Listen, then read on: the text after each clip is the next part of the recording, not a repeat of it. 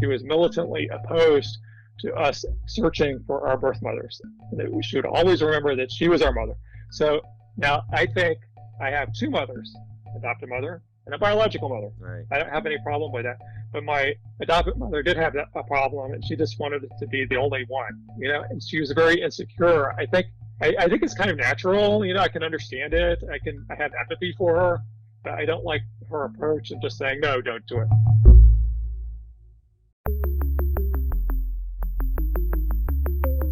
Who am I? Who am I? Who am I? Who am I? Who am I? Who am I? Who am I? This is Who Am I, Really? A podcast about adoptees that have located and connected with their biological family members. I'm Damon Davis, and you're about to hear from Ed. He called me from here in Maryland. Ed shared the sad circumstances of his adoptive parents losing 2 children, but not really healing from the losses. Feeling loyalty to his adoptive parents, he went on a clandestine search for his birth mother, found her, then lost touch for years, all of which exacerbated his anxiety within him. Fortunately, Ed reunited with his maternal and paternal sides and connected to his personal history in some unique ways. This is Ed's journey. Ed said he wanted to tell his story in chronological order, so he starts at the very beginning with the stories his birth mother shared with him. In 1960, the woman worked at the Pentagon as a civilian employee. She was an artist, doing graphics design work to make presentations and doing illustrations for periodicals. It was there she met Ed's biological father, a U.S. Navy fighter pilot. When she was 3 months pregnant, the Pentagon basically forced her to resign, citing, quote, ill health when they documented the reason for her resignation. She was fired for being pregnant. So she gave birth to me in a hospital in Alexandria, Virginia. And she said that she counted my fingers and toes. So she was able to hold me. She was able to see me for like 15 minutes, I think. And she said that when she saw my fingers, she knew that I would be an artist like she was. So my biological father knew about my existence, but he was kind of in denial about paternity. I guess there was no DNA testing back then, and that gave him plausible deniability, I guess. Anyway, he wasn't supportive, and their relationship broke up. He had been kind of a playboy at the time, so at that time in his life, he had been irresponsible. Although later he would become a family man, but not until years later. So anyways, that explains my adoption. So my birth mother told me that within a few months she found a new boyfriend, and he told her that he would help her to get me out of foster care, because I was in foster care for 3 months. Oh. And she believed that the issue was that she was unmarried. So if she got married, she would be able to reclaim me from foster care. So she married this man in July of 1961, but that was the same time that I was placed for adoption with my adoptive family. So she was just a day or two late. Otherwise she wouldn't have been able to reclaim me. Wow. Yeah, that's kind of heavy. Yeah, it is. What did you think when you heard her tell you that? Well, she told me that years later, actually, even not when we first met, but years later. It was, it was kind of a shock to me. But that was kind of difficult to hear. I felt bad for her because it just struck me as very unfair, the whole situation. I'm not blaming my adoptive parents. I mean, I love my adoptive parents. The system back then was very rigid, and I don't think that it was fair the way that it worked out. Ed's adoptive father was a manager at an insurance company. His adoptive mother was a registered nurse. She put her career on hold to start their family. They had 2 daughters in the late 1950s, both of whom died tragically of a rare genetic disease that took them within months after their birth. His parents adopted Ed's sister, 3 years older than himself, in 1960. Then, Ed was adopted in 1961. His sister was adopted when she was a toddler. After Ed's adoption, the family left Virginia, moved west to California, then back to Montgomery County, Maryland 5 years later. Then in 1966, um, I was 5 years old, and my adoptive father sat my sister and me down to explain that my adoptive mother was an alcoholic. So he explained to us that alcoholism was a disease, and that we shouldn't be mad with the person with alcoholism. We should get mad at the disease. So I thought that was very helpful. Mm. So my sister and I think that our adopted mother's alcoholism must be have something to do with the loss of her biological children. Mm-hmm. Oh, and she had, by the way, when I was 4, they had a third biological child, a son, and he also died of the same disease. Oh, no. So yeah, so it was really horrible. And then after that, they had no more biological children. They gave up on that. Mm. So when I was 6, that's when my adoptive parents told me that I was adopted and that my older sister was adopted. And they were very nonchalant about it. That kind of helped. I mean, I didn't take it badly. It wasn't upsetting to me, but I think maybe because I was so young, I didn't really understand everything. I remember them telling me that my natural mother, and they used the word natural mother because they didn't have the term birth mother back then. Mm-hmm. They said that my natural mother had, given me up to have a better life because she couldn't care for me, basically. And I don't know, looking back, I don't know if they were aware that she had tried to get me out of foster care. I have no idea if they were aware of that at all. Yeah, probably not, right? Because once an adoption sort of goes through, I don't think there's any sort of Yeah, I think reconciliation because of with what transpired, on the other end of the yeah, transaction, yeah, right? I think it was because of confidentiality. They Yeah, didn't know much. I think they did know some things, but they probably didn't know that much. yeah, right. And in that era, there was a lot of, shall we say, falsehood in the process, right? They would Yeah, they would make parents believe one thing about the mother, and they would make the mother think a certain thing about the parents, to sort of make it seem more final, and so I'm sure there was no sort of relaying the fact that the mother, your birth mother, wanted you back, right? yeah, right, right. So yeah, I know my birth mother didn't know anything about who I was adopted by or anything like that. And my my my adoptive parents must have gotten some information. Like my biological father was in the Navy and he was a pilot. And I remember when I was a little kid and I was playing with a toy airplane. I think my adoptive parents had given it to me. And they were very excited that I was playing with this airplane. And they made a big deal out of it. I didn't understand, it's like I didn't think much of it at the time, but looking back, I'm wondering if they knew that my biological father had been a pilot, and maybe then they saw me playing with a toy airplane, and they thought, oh, it's genetic or something. Right, right. I'm not a pilot, by the way. That never occurred to me, but that was never a career path that occurred to me. Right. But looking back, it just makes me wonder, like, how much did they know? Did they know that my biological mother was an artist? Because they were always very supportive of, whenever I did art. But I don't, did they know that that might be genetic too? But they never talked about it because it was kind of a taboo subject. Mm-hmm. I mean, other than telling us, they did tell my sister and I that we were adopted, so they were honest about that, and I give them credit for that. But my mother was an artist. Like maybe it said something about that in a profile, maybe, like a non-identifying information. I mean, later I got non-identifying information, but I don't know how much of that they got. So, but it would have been nice if they had told me, your natural mother was an artist. That might have impacted my identity.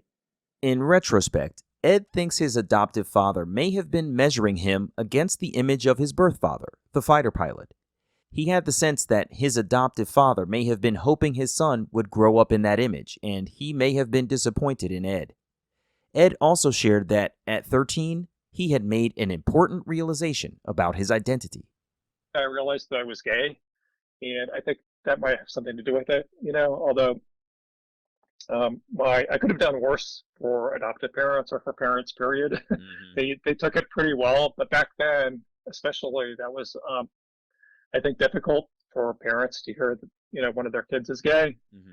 And my adoptive father, he was very good about it. I mean, I think it came as kind of a maybe a surprise, or I think he was always measuring me against my biological father, who had been very this tough guy, fighter pilot, and that's just not my personality at all. I take more after my biological mother, I guess. Mm-hmm. This is fascinating. So, did you came out to your parents at 13? I came out to my mother when I was my adopted mother. I came out to her when I was 13, and she said that I was too young to know what I was, and so she was kind of in denial about it. Right. And then I told my father when I was 15, I think, but by then my mother had probably told him. Sure. Yeah. But he took it pretty well. He said that he and my mother had a gay friend when they lived in San Francisco back when we were living in California for that brief time. And he had a cousin who was a lesbian, and then from that point on, he would try to include her more in family gatherings. And I think that was nice. It was like, okay, here's another member of our family who's LGBT, and I thought he was pretty smart about it. And my adopted mother had a little bit more difficulty because she's more conservative and he was more liberal, but she believed in unconditional love, and so neither one of them was bad about it. Like they didn't kick me out or anything like that. Mm-hmm. That's great. I mean, I could have done worse. Yeah. Oh my gosh. So much worse. So much Yeah. worse. That's really awesome that they were in a position to be accepting of what you came with them as part of your own identity. Because let's face it, back then, the the ideals of masculinity were pretty tight, and there wasn't a lot of room for a young man to come out as gay. So for you to be able to admit that, at 15 was pretty admirable. Ed decided that when he went to college, he would go to DC to be closer to the LGBTQ community there and further away from the small town of Damascus, Maryland, where he lived a closeted life in high school. It was really important to Ed to talk about the anxiety he's lived with throughout his life. He told me when he was 8 years old, he had a temper tantrum and broke a bunch of pencils, alarming his adoptive father with his destructive behavior. His mother took him to see a psychologist, but she wasn't a believer in mental health support, and she thought psychology was a crock. It was a popular sentiment decades ago. The family dynamics were kind of complicated because although my parents were wonderful people, they had this tragedy and they hadn't really worked through it. I think they both should have gotten therapy for losing their biological children. Mm-hmm. And I think there was just a lot that they hadn't processed. Sure. And then my mother became an alcoholic, and she did join AA. That was good. But my father didn't really process that well. Like he continued to have alcohol in the house. And I thought to be supportive of her, he really should have stopped drinking, at least in the house. Right. But he didn't do that. So, I guess that was the mentality back then in the 1970s. So there was just a lot going on in my life at that time. So there's reasons for me to be anxious, And then I remember when I was 12 or 13, I had what I thought was a nervous breakdown. And I haven't really told a whole lot of people about this. I was having an argument with my adoptive mom. And as I recall, it was about guitar lessons because she came from a very musical family and she wanted her adoptive kids, to be musical too. And I don't think that we really were, because we hadn't gotten that gene. Right. But she really wanted us to be musical. And I just did not like the guitar lessons. And I wanted to quit. So that was what we were arguing about.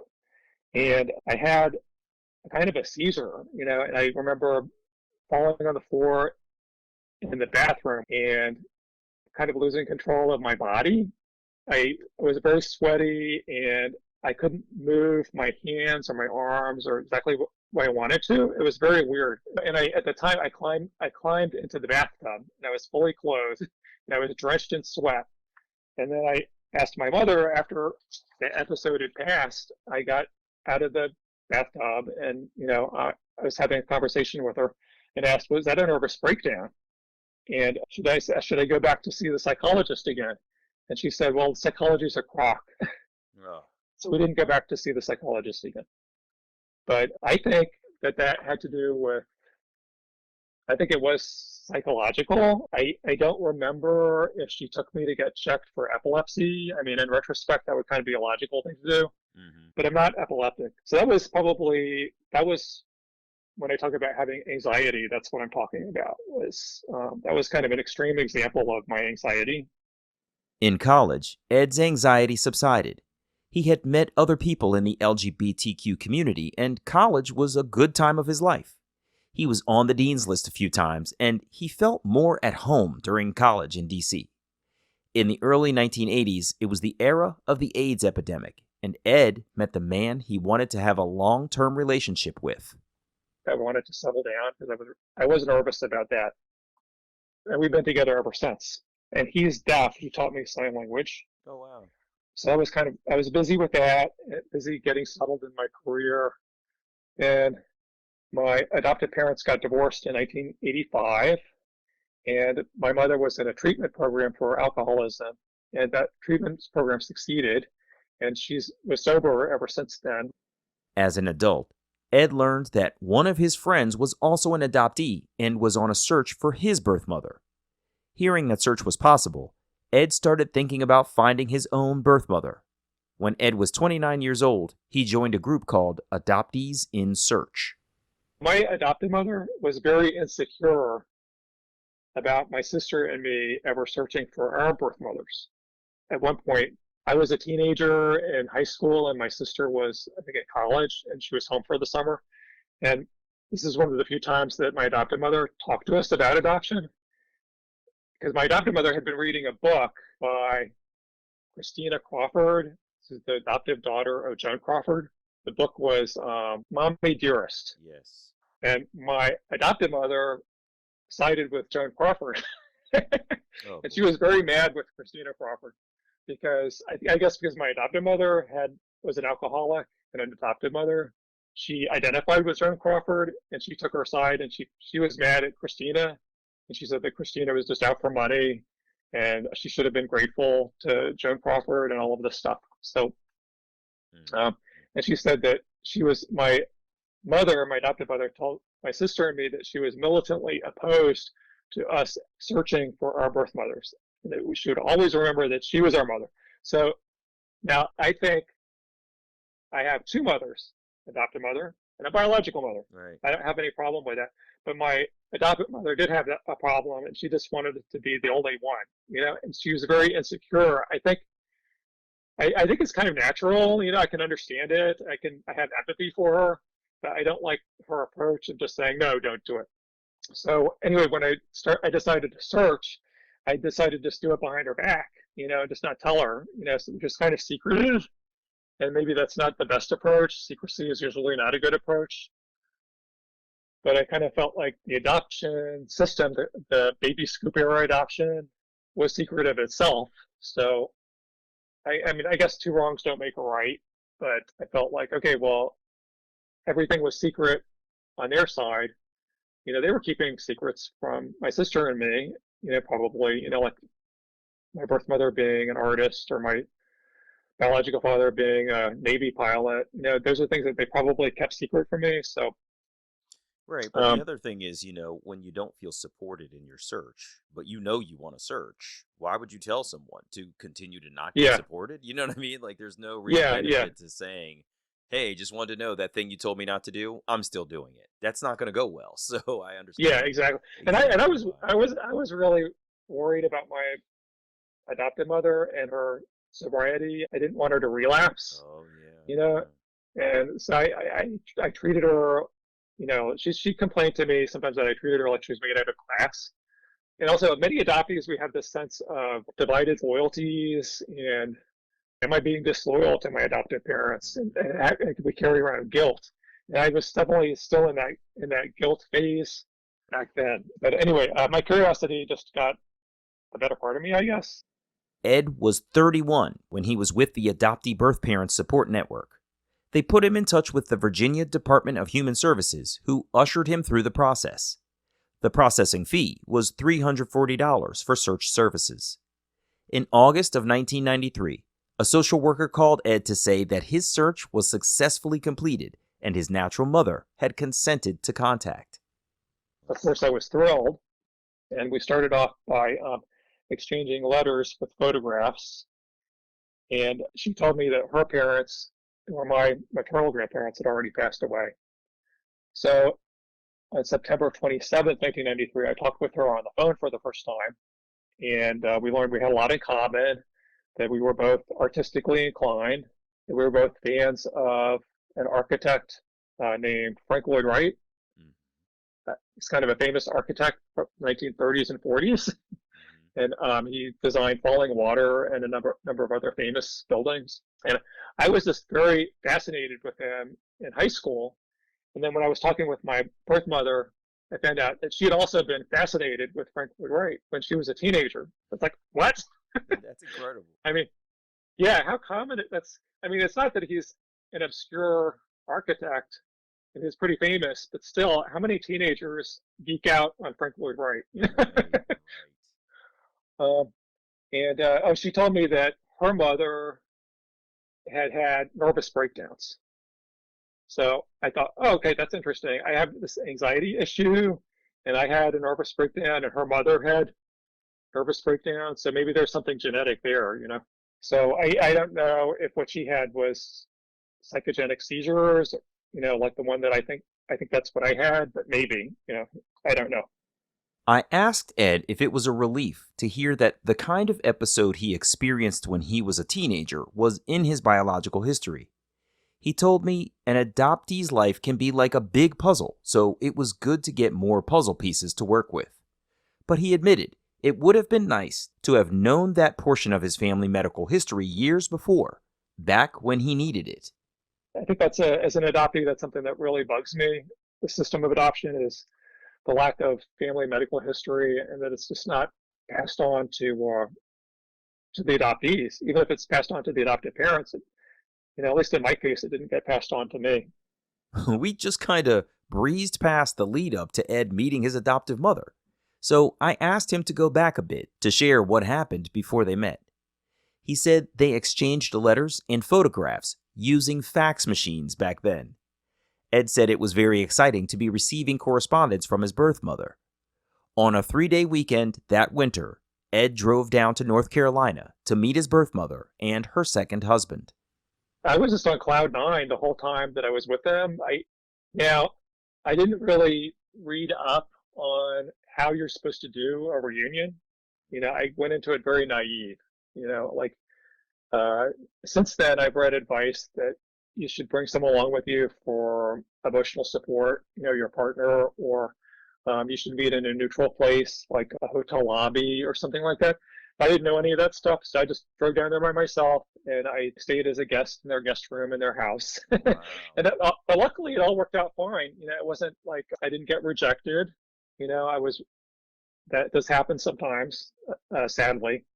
But we had a really good time, and I remember her husband would give us both kind of a strange look sometime, like we were both exhibiting similar mannerisms, or he kept looking at us and he had this quizzical expression on his face, or he like he was amused, you know, or he would be smiling and shaking his head. That's awesome. So yeah, Getting this external validation on how the two of you look together that you probably can't see super well because you're sitting next to each other and admiring one another, but for this third party, and actually I think it must have been cool. Yeah, and actually, I don't think we don't actually look that much alike. I think it's more. I think I'm more like my biological mother on the inside, and I more resemble my biological father on the outside. But we do have some family resemblance, but it's not that striking. But anyway, one thing that really struck me was in my junior year, I had attended college at American University in Northwest DC, and my birth mother, although she had grown up in North Carolina and was currently living in North Carolina, for a while she and her husband had lived in DC. And they had lived not far from American University, and she was in the habit back then. She had been in the habit of going to the track at American University and going jogging there. So she had access to jog on the track there. And while I was in college, I had also gone jogging on the same track. So my birth mother and I had both had the experience of jogging on the exact same track. Oh my gosh, that's crazy. That's Yeah, unreal. yeah, that Was struck me she as real crazy. jogging there in the same year that you were there too? No, I think that she was there earlier in the 1970s, and I was there in the late. No, I guess I was there maybe 1979, but I think there were a few years separating us. Yeah. Yeah. Still, though, there's something really magical about knowing that you have, in this case especially, treaded the same path that one of your biological parents has. It's just fascinating. Like, you've literally walked on something that is, historically relevant to your family. You've walked in the same steps. It's crazy. Yeah, it is. That was just really striking. So she has roots in North Carolina, and I guess I do too, through her, Yeah, right. have roots both in North Carolina and in Virginia and in Maryland. And some of our ancestors came through the Jamestown colony, which was the colonial capital before Williamsburg. Mhm. So that was interesting. That is Uh, fascinating. my mother and her husband are both very progressive, and I'm pretty progressive myself. But her parents are very conservative, and if you keep going back further and further, the history on that side is, I mean, that side of my family, there's some things I'm not proud of. I mean, they were very racist, and like apparently her parents and grandparents. Um, I think her mother more so than her father. Maybe I never met them, so I can't judge for myself. But she said that her mother, like she would be listening to black musicians on the radio, and her mother would scold her for it, not let her listen to black musicians. So that was the kind of the atmosphere that she was raised in, but she rebelled against it. Hmm. And so anyway, but if you go back far enough, I have ancestors who were in the Confederacy. So yeah, that's makes me sad to know that. But Yeah, it's good to know it than not to know it, sure, absolutely. so you can learn lessons from history. Hmm. What I remember from that time of meeting them, the first meeting and the first few meetings, was it all felt very surreal to me. So sometimes people call your biological parents your real parents, but I think of them as my surreal parents. After that first meeting, Ed and his birth mother saw one another about once a year for 5 years. One time, she happened to be on business travel, so she came up to visit Ed at his home. I asked him about their relationship over the years and how things developed. The main problem with our relationship was really on my side, and that was that I had this feeling of guilt, that I was this having divided loyalties, and I was worried because I was keeping it a secret. I was worried about my adoptive parents finding out. I did tell my adoptive sister that I had found my birth mother, because we were at the beach on a family vacation, and my sister and I were standing apart from everyone else, so people couldn't hear our conversation. And my sister got very uptight, and so I asked, should I tell? So at that point, our adoptive parents had divorced, and we were on a vacation with my adoptive father and his new wife, and my sister and her husband and their kids. So my adoptive mother wasn't in the picture, she wasn't part of the vacation. But I asked my sister, well, should I tell our dad, that I found my birth mother? And she's just very uptight about the whole thing. So I respected her choice that we not discuss it with my adoptive father.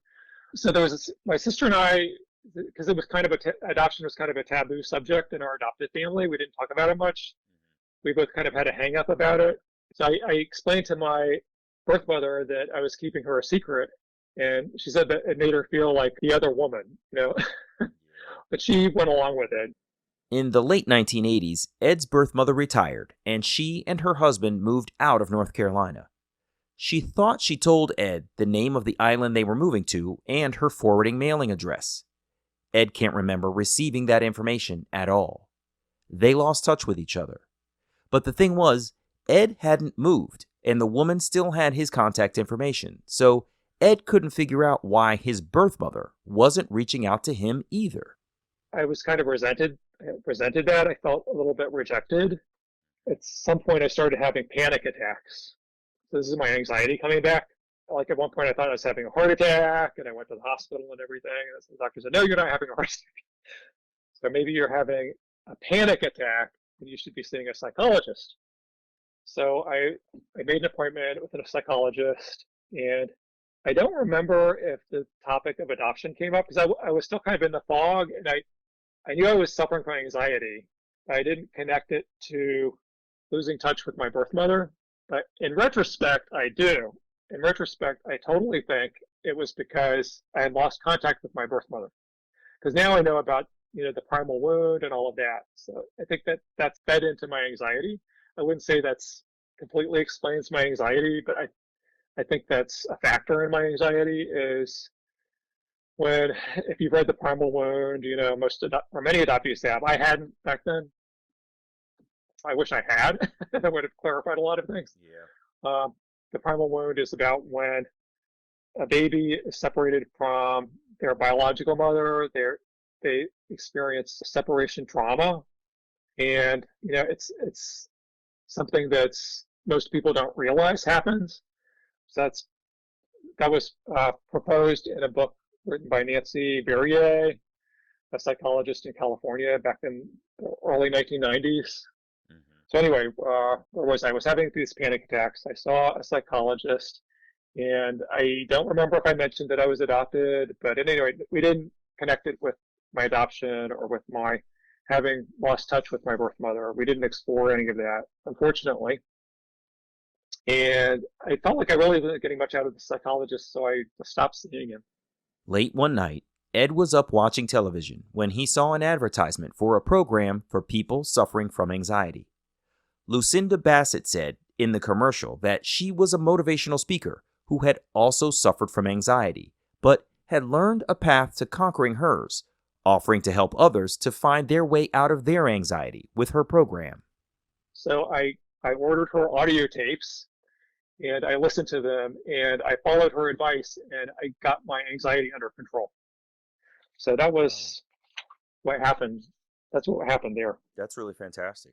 And, one of the things that I often say on the show is I think that people need to sort of open up and turn to mental health resources, right? We've often been taught, keep your feelings inside and don't let it show and don't tell people all this, all of these horrible things that are terrible for your mental health. When in fact, I know I've always felt better when I've opened up and talked about things with people, because you, for lack of better words, get it off your chest, let alone have sort of a sounding board. And they sometimes can offer you, tools, tips, and resources for how to navigate situations. And it's great that you were able to find tools, tips, and resources from this woman's program in order to overcome something that had been challenging you for years. That's really awesome.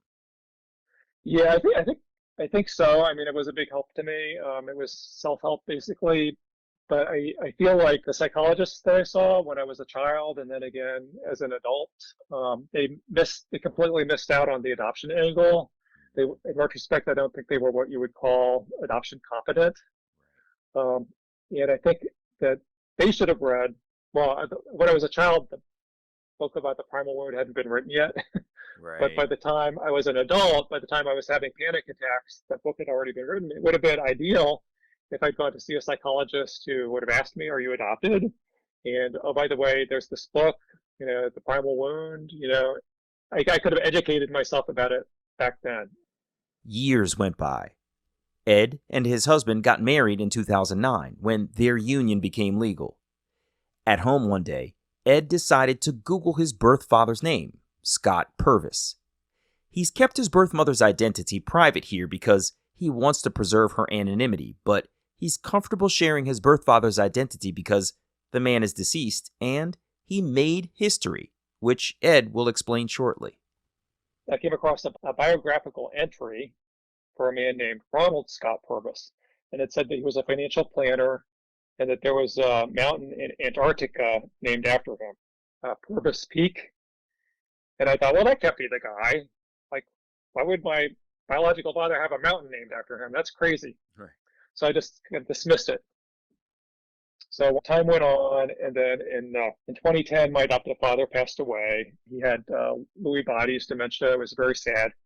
Then in 2015, my adopted mother passed away from COPD. She was a chain smoker, and she never gave up smoking.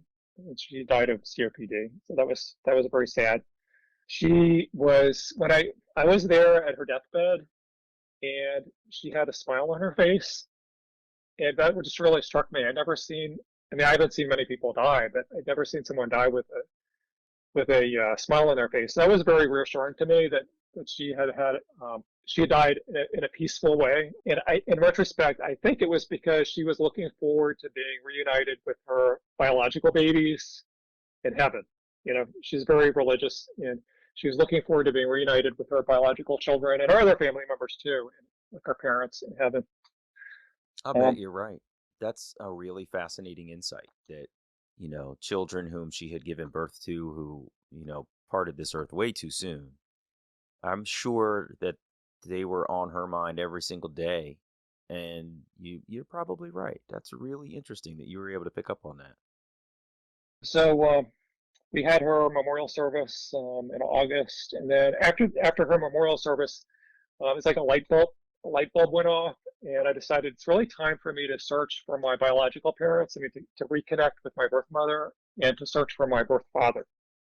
And I think it was because I had that divided sense of divided loyalties that was kind of gone. I felt like I had done my duty. I'm not saying I did it begrudgingly. I mean, I was happy to do my duty to my adopted mother in her old age. And I kind of focused my attention on her, and also to a lesser extent, but still to my adoptive father too. I played more of a caregiver role for my adopted mother. But I felt like, okay, I've done my duty, and now I'm kind of free, and it felt very freeing to me. I'm free to search for and reconnect with my biological parents. It took him a while, but in 2015, Ed did a Google search for his biological mother.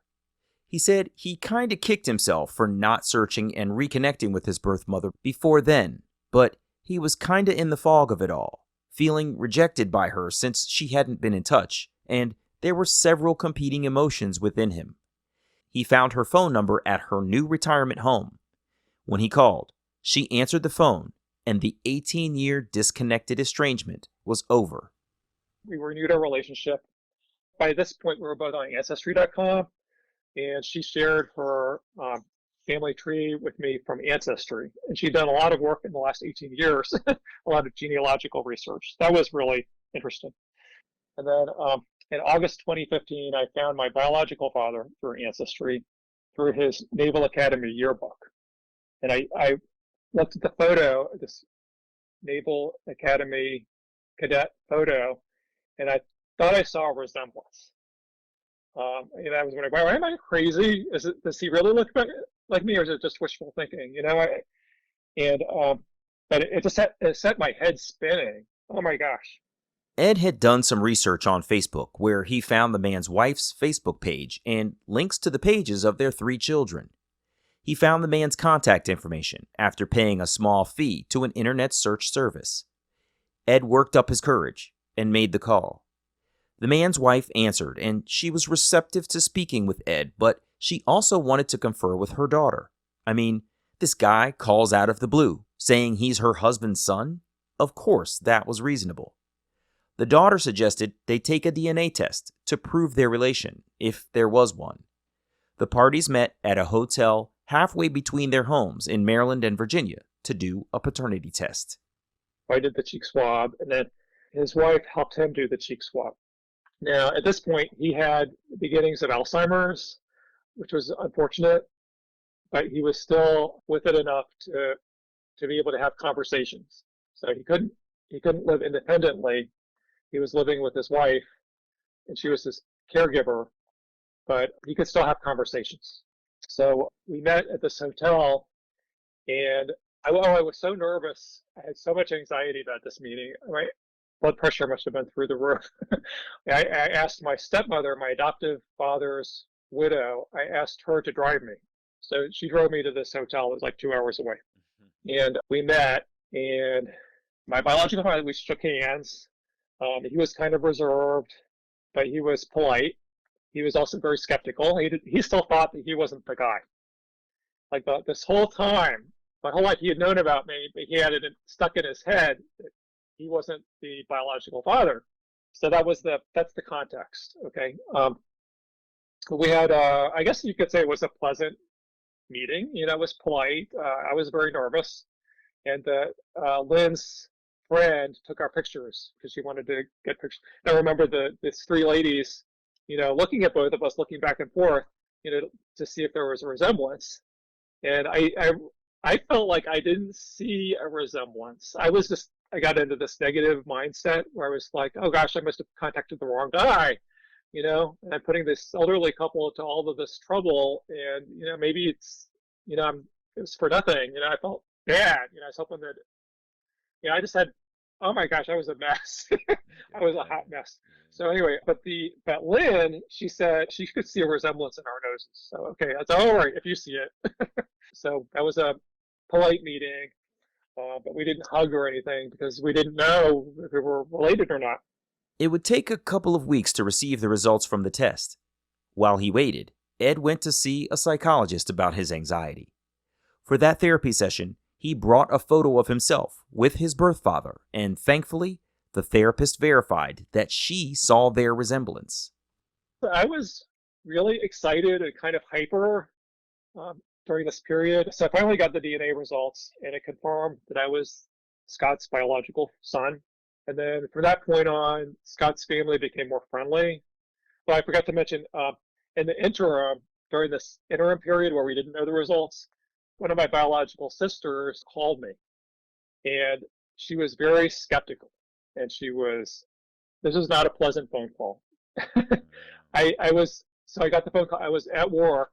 I was going on a walk, like during my lunch break, and I got the phone call, and I was so nervous talking to her. I couldn't continue walking, so I had to sit down. So I just sat down by the side of this building because I just felt overwhelmed. And I was talking with her, and she was asking me all of these questions, like she was interrogating me. Like, what do you want from us? I know she was worried that I wanted money, that it was some sort of a scam, and she was trying to protect her elderly parents from a con artist or something. But she was asking me lots of questions, and then I was trying to answer her questions by telling her my life story, but she didn't want to hear my life story. It was very awkward. But finally she said, well, if the test results come back confirming that our father is your father, you will be a member of the family. So that really hit me. It's like, wow, she's going to welcome me as a member of the family. So even though it started off rough, it had kind of a nice ending. I had kind of a hopeful ending, Yeah, sure. It began with interrogation, but there was this conditional acceptance inserted in there too. Yeah, I think she was also kind of testing my reaction. She was kind of pushing me to see how I would react under pressure. Yeah, that's right. If she could get you to fold, then she could prove that you were not the person that you said you were, right? Yeah, something like that. Something like that. She's kind of like that's her role, is like to be the guardian, I think, to guard her father, our father. Yeah, certainly. I mean, So we're all protective of our parents, yeah, So but I think that's kind of common for adoptees. Is there are certain members of the biological family who think you're in it for the money. I think that's not unusual. Yeah. So anyway, after the DNA results came back, everybody became friendlier, and I got invited over to their house on multiple occasions, and I had lots of pleasant conversations with Scott, and he talked about, I mean, he did have Alzheimer's, so his short-term memory was shot, and he had increasingly difficult time remembering who I was, but he was talkative. He liked talking about, if I asked him questions about his history, he had a fascinating career. And I was so interested. I asked him lots of questions about that, and he was happy to talk about his career as a fighter pilot. He had, in the late 1950s, he had been on an expedition, something called Operation Deep Freeze. It was like a research that the Navy was involved in, a research program over 2 or 3 Antarctic summers. Wow. And he flew a plane. He was stationed in McMurdo, and he flew a jet plane to the South Pole, and he planted the American flag on the South Pole. And that's why he had the name in Antarctica, a mountain in Antarctica named after him. Wow. So I thought all of that was fascinating. I was so proud. I was just on cloud nine that whole time. That's called the honeymoon period. I was so happy during that time period. You referred to the honeymoon period, though. You sound as if there's a descent coming, like you've reached the peak and now you're headed down. But yeah, the honeymoon period is over. I mean, I feel more, the word is stable. Is that the right? I mean, I guess I don't want to say I'm an unstable person. I mean, I had a healthy career. I held down jobs fine. I mean, I had anxiety that spiked at certain times. So I don't want to make it seem like I've ever been really unstable. But I feel more stable now from that. When I met Scott, it was kind of a peak experience for me, and I was on cloud nine, and eventually you come down from the peak, but it wasn't ever anything. It wasn't anything bad. Like I didn't like crash from that peak. It's been a good experience for me meeting my biological family, and I've met cousins on both sides, the maternal side and the paternal side, and everybody's been welcoming. And now I'm at a stage where I'm introducing my adoptive family and my biological family to each other, which is nice.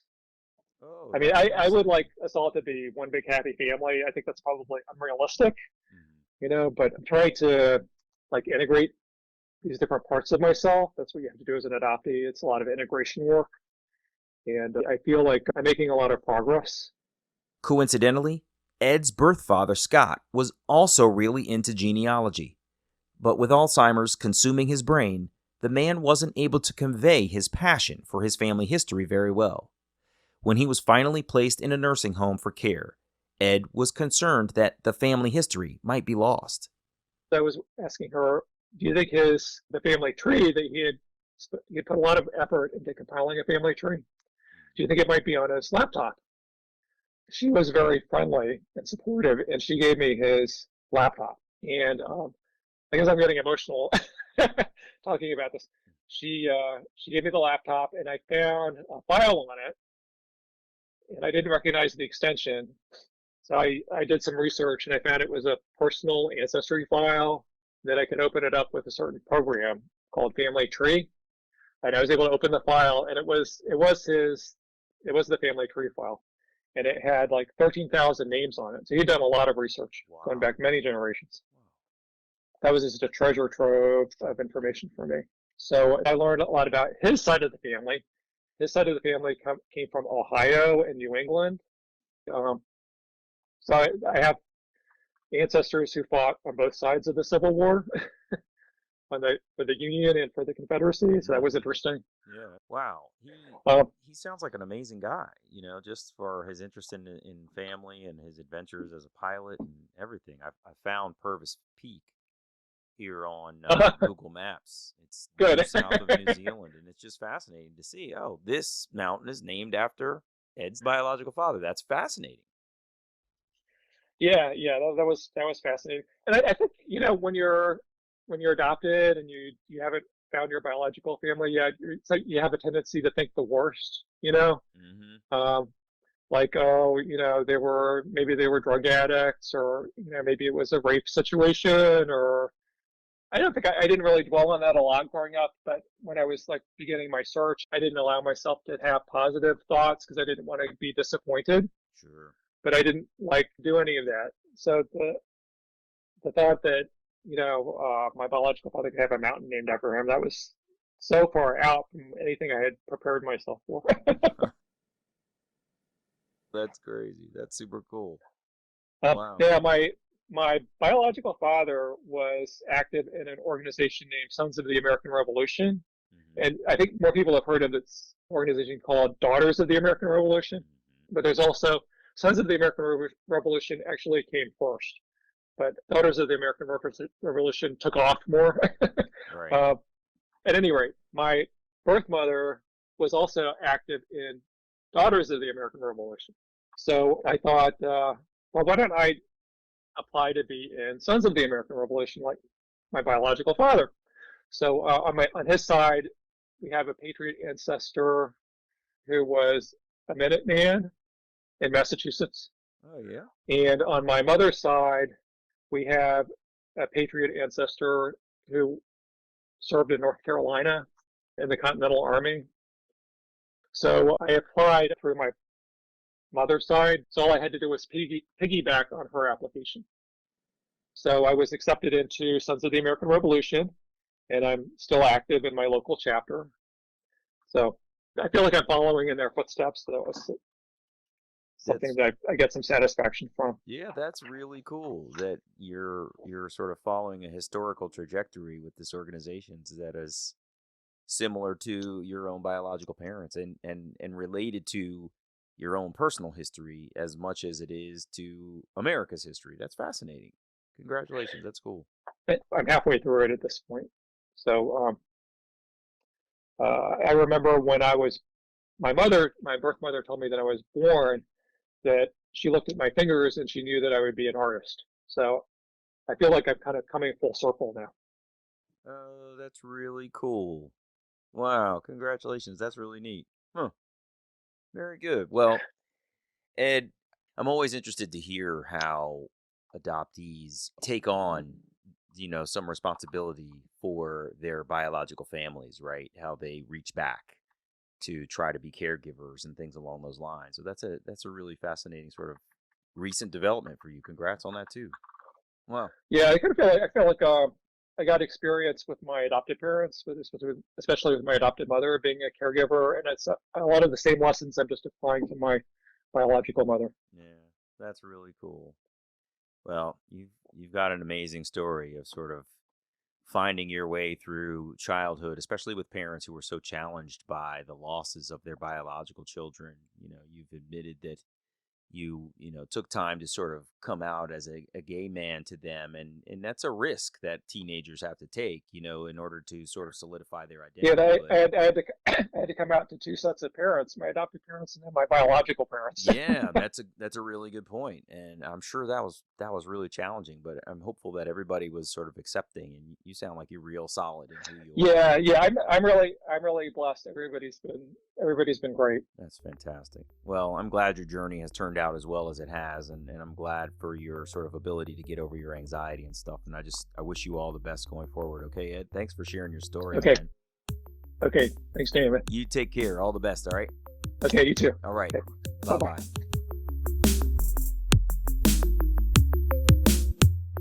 Hey, it's me. It was really sad to hear that Ed's adoptive parents lost 2 babies in succession. And it was crazy to hear how narrowly his birth mother may have missed getting her son back, but once the adoption machine's engine started moving, he was on his way to a new family. Ed suffered anxiety throughout his life that manifested itself in different ways, but was certainly exacerbated on his reunion journey. Fortunately, he was able to get it under control. Ed shared a few updates before we got off the phone. In the summer of 2021, he moved his birth mother from North Carolina to a retirement home near him in Maryland, and it was her idea. She's only 30 minutes away, so now he can see her more often, help her with things, and it's strengthening their relationship, which they both really like. Also, remember that Ed's birth mother was an artist. He decided that in his retirement, he would explore that side of himself. He joined a private art school, and he's halfway through a 3-year program, coming full circle from his birth mother saying, when she saw his baby fingers, she thought he would be an artist. I'm Damon Davis, and I hope you found something in Ed's journey that inspired you, validated your feelings about wanting to search, or motivated you to have the strength along your journey to learn, who am I, really? If you would like to share your adoption journey and your attempt to connect with your biological family, please visit whoamireallypodcast.com/share. You can follow the show at facebook.com/WAIReally or follow on Twitter at WAIReally. If the show is meaningful to you, you can support me with a contribution to keep it going on patreon.com/WAIReally. Please subscribe to Who Am I Really on Apple Podcasts, Google Play, or wherever you get your podcasts. It would mean so much to me if you took a moment to leave a 5-star rating there. Those ratings can help others to find the podcast too. And if you're interested, you can check out the story of my adoption journey, Who Am I Really? An Adoptee Memoir, on Amazon.com, on Kindle, or as an audiobook on Audible. I hope you'll add my story to your reading list.